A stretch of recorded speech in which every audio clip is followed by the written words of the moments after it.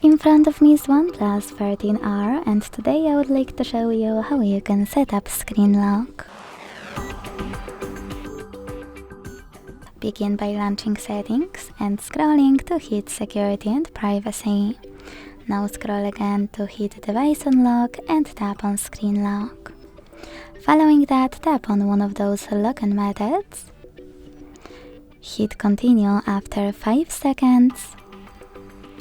And if you change your mind, tap on Use a different password type and select the best one from here. When you finish, create it and repeat it to confirm it.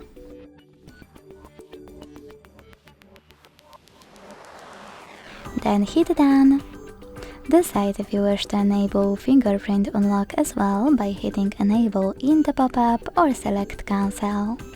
So now, when I switch off my screen and turn it back on, icons that pattern is required.